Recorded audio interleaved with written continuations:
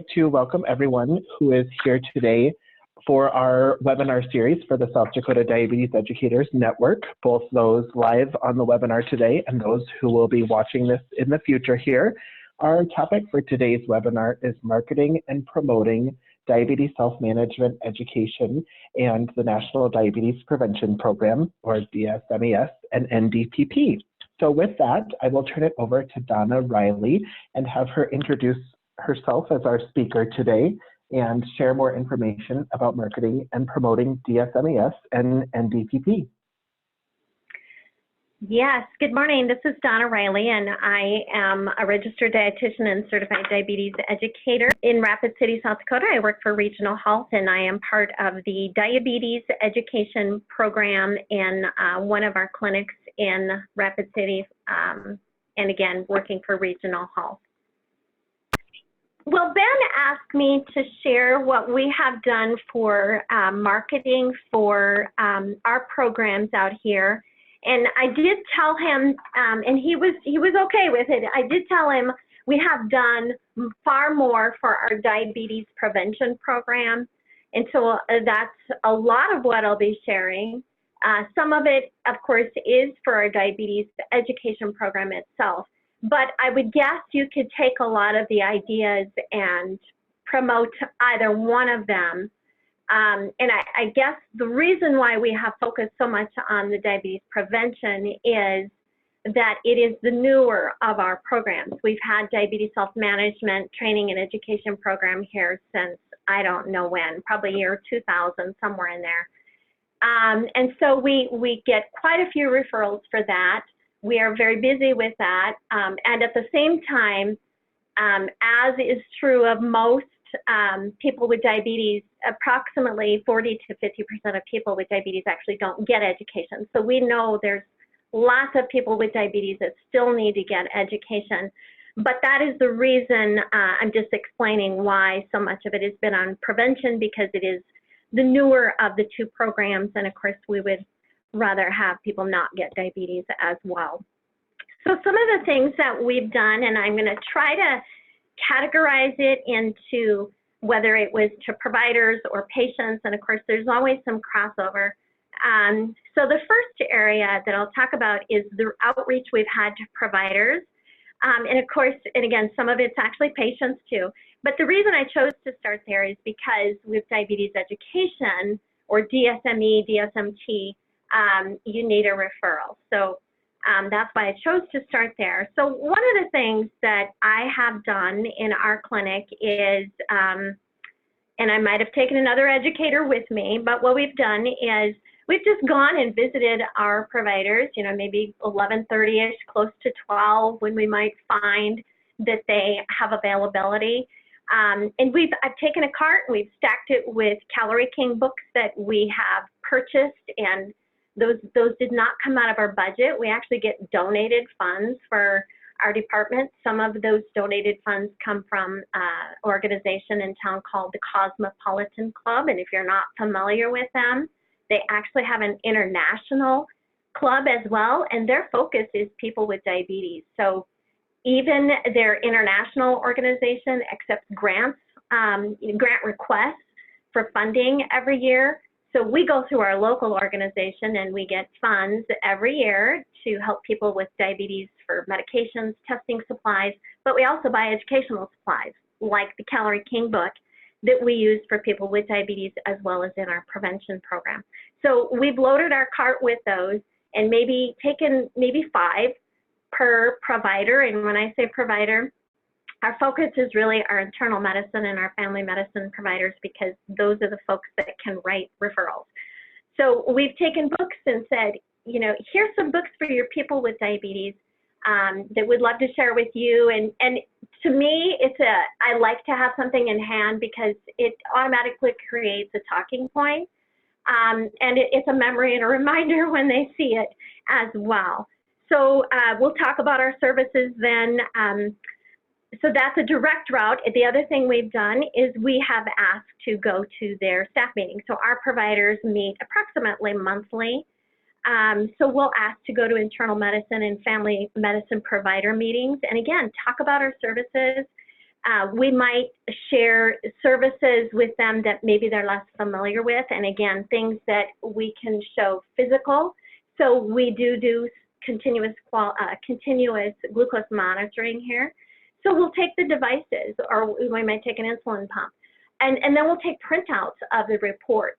So we might show a CGM report and show what information could be gathered from that report, the benefit of doing it, talk about the different brands, talk about things like how many days does the patient wear it, what about insurance coverage. So that's another thing we have done. When we change to our new medical record, and we've actually gone through that twice now, but each time we made directions for how to generate a referral for diabetes ed, and walked that around the clinic and left it with both nursing staff and providers so they know how to do that. And as we went to the provider meetings, we actually went to nursing meetings as well. So in our clinic, again, nursing staff meets, it's probably only quarterly for them, but we've asked to go and share diabetes education and diabetes prevention services. Again, just because so often the nurse in the clinic setting is so integral to the provider, you know, she might be making the one or doing the one making the order. So it's very important then that we touch base with them and have them understand our services as well as how to put in a referral. Another thing we've done within the clinic is we used to make our own brochures for diabetes education services. We actually have not for a couple of years, more so just because we've gotten behind. It's something we'd like to do again. But we would have a trifold of our services, maybe list the 7 healthcare behaviors of diabetes, maybe even say, you know, on average what DSME or DSMT, the average reduction in A1C that is shown, and organizations like the AADE can provide that information. But as a rule, it's about a 1% drop in A1C by attending education, or at least it's attributed to education. We all know that it's related to many factors. But so we might put that on the brochure and leave that in a rack card display, a plastic upright container at each pod, so they have that brochure. And we've done that with the National Diabetes Prevention Program as well. When we were doing the original the original curriculum for the prevention program, there was a brochure. I am not certain if that's available anymore, but we displayed that brochure on the pods. We attached it to a registration letter for the diabetes prevention program, and then we listed the list of topics that are in each session, not by date, but just a general list of topics, and that would give both providers and patients a real good overview of what the diabetes prevention program is about. And then we've also used tools that come from the South Dakota Department of Health, and I know Ben and the South Dakota Diabetes Coalition was very supportive in making rack cards a couple of years ago. So we have used rack cards, what is called What is Prediabetes? The other one had the risk quiz for diabetes on it, and we would take those rack cards and after hours go sneak into all the exam rooms and make sure that they were in the racks that are in the exam rooms, and again, leave them out on the pods for nursing staff to see, and the physician as he's standing there, or patients as they walk by. And back to those meetings, like the provider meetings that we'd go to, we are certified by the American Association of Diabetes Educators. So that organization has actually provided us with tools to market. One of them being a couple of years ago, they developed a PowerPoint showing the benefits of diabetes education. They also, at that time, were advertising I think they're called the Healthy People 2020 goals, and how they wanted to increase. One of the goals was to increase the number of people who actually had diabetes education. And you could actually tailor that presentation and add slides to it that would make it more local to your program. And so we actually did that as well. And we would promote, again, our outcomes, the reduction in A1C, or if we'd already had if we had recent diabetes prevention programs, we would list our average weight loss for our groups in that as well. So Ben, I'm not sure if you want me to open this up to questions periodically, or do you want me to wait till the end? It's certainly up to you. Okay, so any questions so far about anything? This is Shelley. I missed the name of the organization you were saying that you get some funding from for materials. It is the Cosmopolitan Club. And I'm not sure how many are in South Dakota, but again, they have an international organization. And so if you look it up on the internet, it might be Cosmopolitan International. And again, I know they accept once a year, they have an application for funding. It just so happens. Oh, you're welcome. It's awesome that Rapid City actually has the largest cosmopolitan group in the United States. So that's awesome for us. Any other questions? Okay, well, so to our providers that are not in our clinic, we have requested to visit 2 non-regional health provider offices, and we were granted that opportunity. So we sent 1 to 2 educators over their noon hour to their break room, and again, just made ourselves available. We may have had our brochure there that I spoke of for both diabetes prevention as well as our diabetes education program. We took risk quizzes, we took CGM reports, we took our own referrals. We had a summary of Medicare benefit for DSMT and MNT, and that was a very positive experience that we were able to have outside of our own clinic and meeting providers. Another promotional that we've done is around Thanksgiving time. I know it's been a couple of years, but we have done this on 2 different occasions around Thanksgiving. I have asked our PR and marketing department for every provider name and address, and I shouldn't say every provider, but family medicine, internal medicine, our referral-based providers. And we've actually sent them a thank you, said thank you for your referrals, regardless of whether we've gotten referrals from them or not, because again, we just want to make our presence known and say, hey, thanks for your referrals. We appreciate that. And again, we might throw in a few marketing statements like, here's our phone number, here's our address, this is what we can do, these are the 7 healthcare behaviors of diabetes, etc. So now to patients, I think some of these will incorporate more patients. In our clinic, we have displayed banners, and I did send Ben some pictures, and I'm hopeful that he can get those to you or post them at the website just so you can see some of the things we've done. Our PR and marketing department has made banners for us. They're about 6 foot tall, and it can be collapsed very easily and taken to health fairs or moved around in the clinic. So one of them had a more diabetes education emphasis, and we had a picture of I think it had a tape measure on it and a glucose monitor, and then like a picture of healthy foods, and again, just promoting diabetes education. And then for the diabetes prevention one, we actually had the risk quiz put on it, and I know I sent Ben a picture of that. And we have it out in our lobby. It was out all November. It's still out there. And then this very last November, we put risk quiz out at our reception area. We parked them at tables in our waiting room, and then had, again, just general topics listed for the diabetes prevention program. Let's see, what else have we done? I'll highlight this very last November. It sounds like maybe our PR and marketing department has done a lot for us, but they actually did the most for us this very last November than they have ever done. They actually took out a half a page in the Rapid City Journal, and they pictured, again, I sent that off to Ben, but it promoted diabetes prevention, and do you have prediabetes? 1 in 3 have prediabetes, 9 of 10 don't know it, that kind of thing with a picture on it. And I'll take that back. That was actually done in September prior to the start of our diabetes prevention program.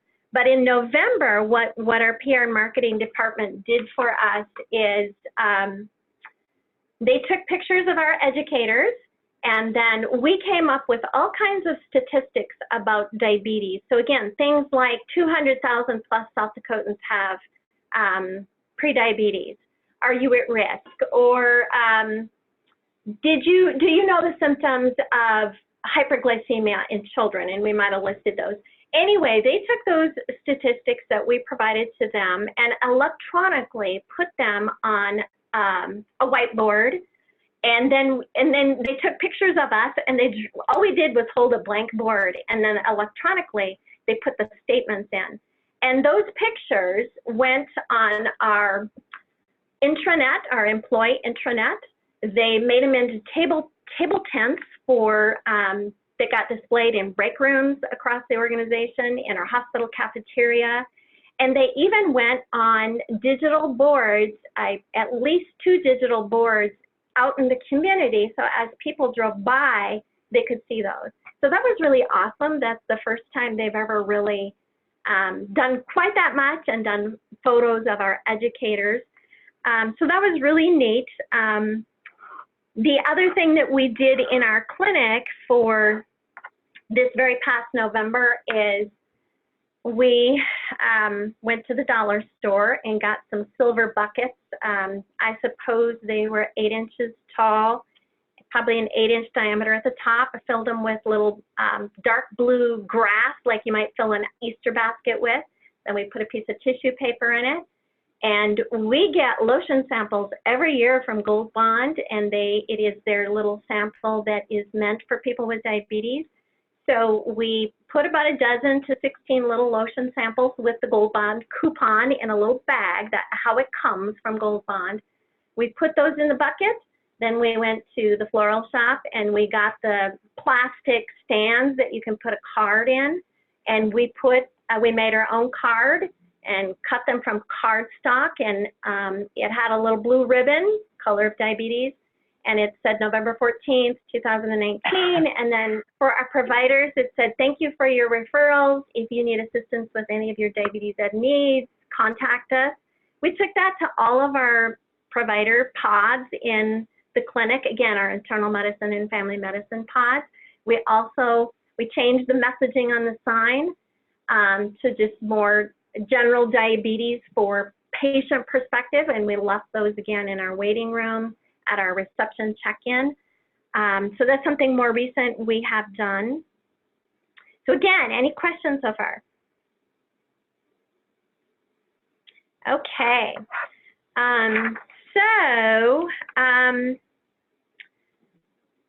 To the community, we go to probably 2 health fairs every year at least. So some of the ones we might go to is the Black Hills Stock Show is here. There's a powwow at our Civic Center every year. There's another one called Aging Gracefully that we have been to. There is a kids fair every year in Rapid City, and then the JDRF, which is the Juvenile Diabetes, and I'm forgetting what the acronym means, but JDRF is the Kids Foundation for Type 1 Diabetes. They have a walk every year. So we have gone to those. We'll take educational materials like basic diabetes diet information. We'll take, again, the risk quiz for diabetes. We usually try to have some kind of something that grabs people's attention. It might be, again, those lotion samples that we give away. It might be that the organization provides us with little plastic Band-Aid holders that, of course, have the organization's name on it, but Band-Aids in it that people can take. Sometimes we've had games that our PR and marketing department will provide for us. Again, just to bring people in. In the past, we actually had like a giveaway. So if they took the diabetes risk quiz, then they could drop their name in a giveaway for just like a little lunch tote box that would keep food cool, and maybe it had a couple of plastic containers that were like reasonable portion control containers. They could sign up for that, as well as we'd throw in a Calorie King book. You might check. We were told we actually could not do that anymore, and maybe it has to do with something ethically not correct. But anyway, we did that in the past. So I would just suggest if you chose to do something like that, run it by your legal department. The other thing that has been a huge success for us is we have made a sugar display. So when it was announced a couple of years ago that labels would be changing, food labels would be changing, and manufacturers would be required to show how much added sugar is in foods, we kind of took that and we ran with it. We have put together, we purchased common foods like a bottle of Diet Coke, Frappuccino, Starbucks Frappuccino, a Snickers bar, just about a dozen various foods. And then we also purchased glass bottles, and we filled each container with the number of teaspoons of added sugar in that food component. And then we placed the little bottle with the number of teaspoons written on a label in front of that food item. And we have those, we have two displayed in our clinic at all times. One, of course, is on our, we have an endocrinology department, so it's up there. And then we have one outside our own offices. But of course, we could move it to our lobby at any time. But we take those to health fairs now, and they're incredibly successful because people are very interested in, they see the food and it draws them in. With that, we have gone to the American Heart Association. You can find guidelines for suggested upper limits of added sugar for both children and adults at the American Heart Association website. And then we also went to the FDA.gov labeling, or the FDA.gov website, where you can find the new label, and it shows the current label and the new one that's due out in January of 2020 for the big manufacturers, a year later for smaller ones. And again, that has been a huge success to display that. So let's see. What else have we done? We have done email campaigns to our patients that we can identify through our electronic health record. And then again, this was a couple of years ago we did that. We did two. We did one to all patients, and again, it was more focused on diabetes prevention, but you could tweak that for any message you wanted to communicate. So we selected all patients 18 years to 80 years that had a BMI of 24 to 30, and we actually limited it. We have a committee within our organization that approves of what goes out to all patients that we can capture on our electronic health records. So they wanted it limited just because they felt like their opinion, this is their opinion, that people that already had a BMI over 30 were more likely to already have diabetes, and our focus was pre-diabetes. So we still sent it out to about 15,000 people. So we did that twice, and we haven't done one more recently. We have another new medical record, and we have not yet done that. That was on our previous medical or electronic health record that we did that, and it went again by email. Now we probably, I don't know if it would go by email or for the patient's MyChart, I'm not sure which, but that was by email. Let's see, we have also done, our PR and marketing has sent our information about diabetes education as well as the diabetes prevention program to local TV and radio stations. A lot of them have events calendars that are free to advertise on. And of course, when you send that kind of information and it's free, it is up to the organization whether or not they post it, but at least we have sent it. So again, we've sent it to like the Rapid City Journal. We have another smaller newspaper in the area called the Native Sun News. So we have done that.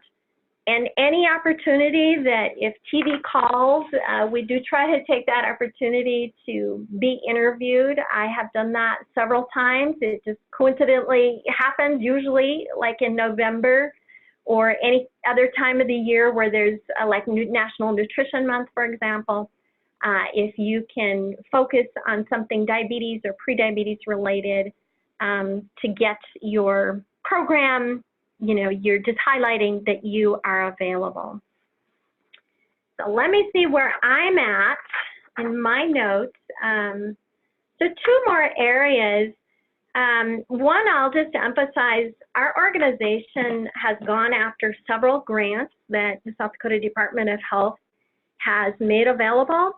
And I believe we have participated in 3 grants since 2014. And again, a lot of them are, have been focused on the diabetes prevention program in making people aware and or increasing screening. So again, that's another opportunity to increase, you know, marketing to your own program. If you get that grant, you know, gives you resources to use to promote your own program. So that has been awesome for us to do things that otherwise we may not have been able to do. And let's see, we have marketed to our own employees. So Regional Health, of course, is a larger organization. And so we have over 4,000 caregivers. So we will market to our own caregivers. We have a weekly email newsletter that goes to caregivers. So when we have a new diabetes prevention program starting, we'll be advertising in that. We have not promoted diabetes education in that direct route, but again, you could. What another item we have done for caregivers is we have a well-being program for caregivers, and if employees earn 10 points over the course of 1 year, they save money on their health insurance. They save $260 if they get those 10 points. So they can get their 10 points by participating in a community walk, or by watching health-related videos, or even financial or mental well-being videos, and report them. Even going to their doctor counts as a point. So we have offered the diabetes prevention program that if employees complete it, then they get 6 well-being points of those 10. And so we've gotten some employees to participate that way. We've also offered the diabetes prevention program at half cost to caregivers compared to the community cost, again, just to encourage their participation.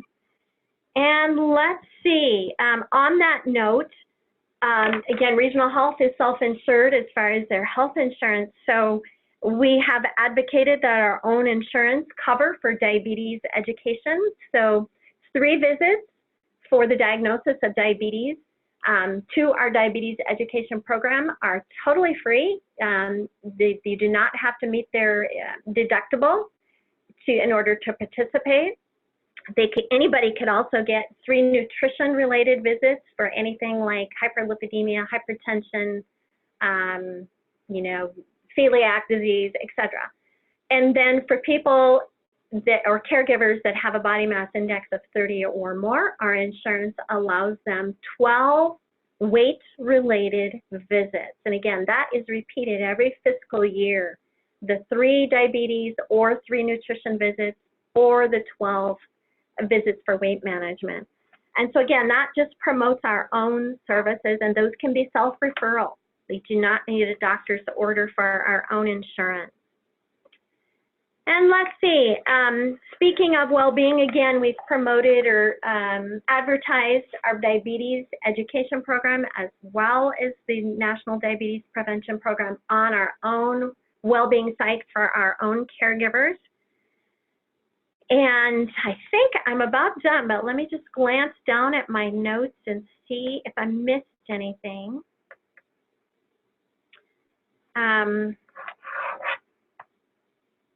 Yes, a couple of things I have missed that I feel like are really marketing and promotion.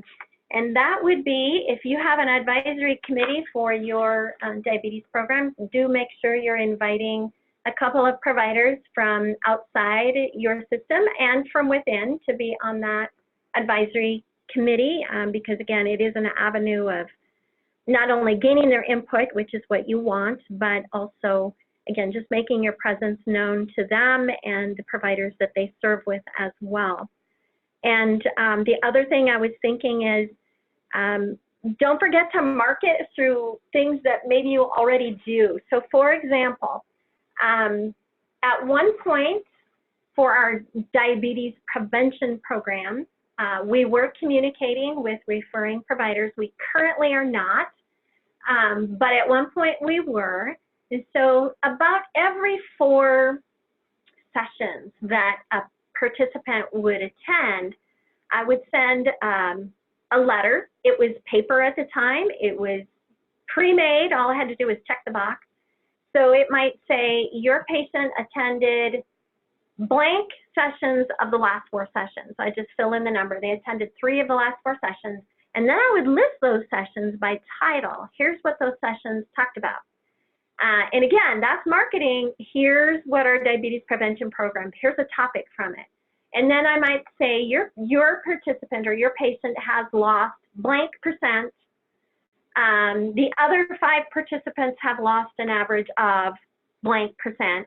So you had to fill in a few blanks, do a little bit of math, but it was, again, telling them how their patient was doing, but subtly marketing the program, because when you list what the program topics are, that's advertising. So we did that for a while.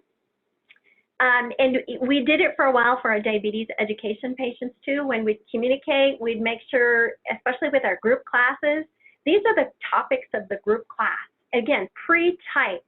And your patient attended this. Again, because when your provider sees that and they see what your program's about, that is marketing and it is helpful. And then the last thing that I'll mention is when we have tried to reach patients to schedule them, and maybe we can't reach them by phone, we do send a letter that says your provider, Dr. Johnson, has referred you to diabetes education.